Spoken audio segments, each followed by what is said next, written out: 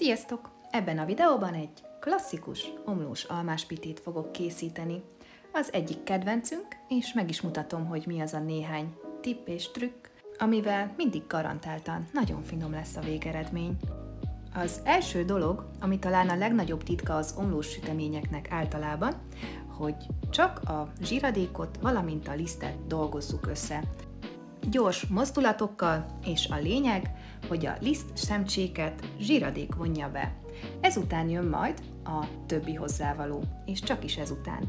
Itt a videón látszik is, hogy pontosan milyen morzsalékos állagúnak érdemes lennie a tésztának, és ez nagyon finom omlós állagot fog adni majd a kész süteményünknek. Utána adom hozzá a sütőport, a vanilincukrot, cukrot, tejfölt, és a legvégén a 2 tojást.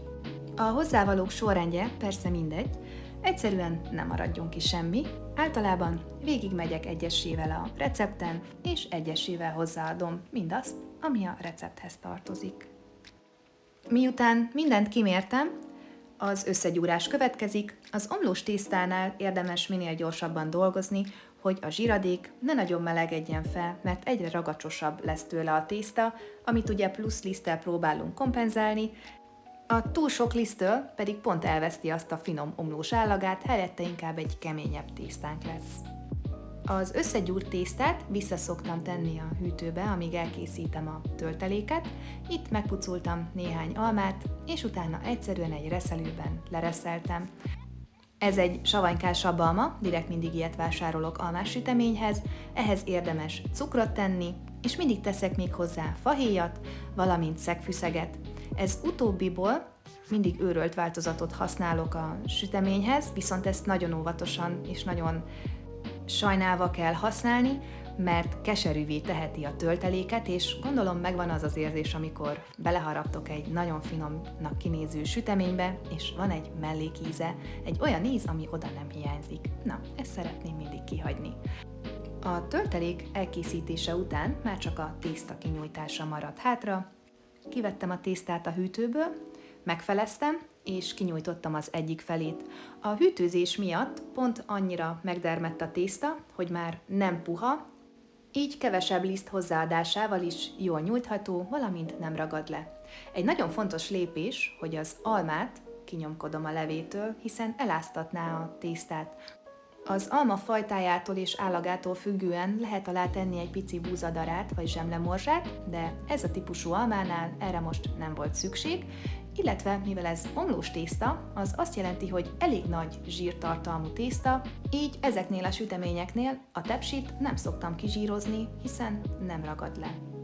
Egy rövid igazgatás után az a rész következik, amit gyerekkoromban mindig én csinálhattam, és azt hittem, hogy ez pusztán a dekoráció része, de nem.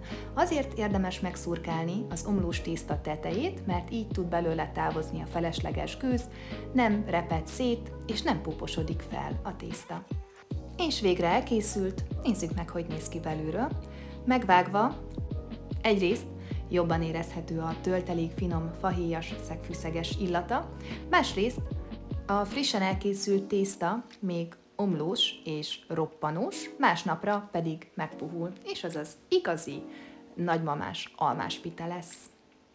Az első szelet sütemény az, amit nagyon gyorsan meg kell enni, mert sajnos azt sosem tudom olyan nagyon szép állapotban kiszedni, de se baj. Igazság szerint ez a tepsi sütemény másnap már nem volt meg. A sütéssel kapcsolatban még egy nagyon fontos tipp, hogy érdemes inkább hosszabban, de alacsonyabb hőfokon sütni, tehát 180 foknál nem szoktam nagyobb hőmérsékleten sütni, mivel az omlós süteményeket, például a kekszeket is inkább szárítjuk, mint magasabb hőfokon sütjük. Ettől éri el azt a ropogós, nagyon finom állagot. Remélem tetszett ez a recept, és kedvet kaptatok hozzá, és ha elkészítitek, írjátok meg kommentben, hogy sikerült. Ha pedig tetszett ez a videó, akkor iratkozz fel, és, mint mindig, várlak vissza!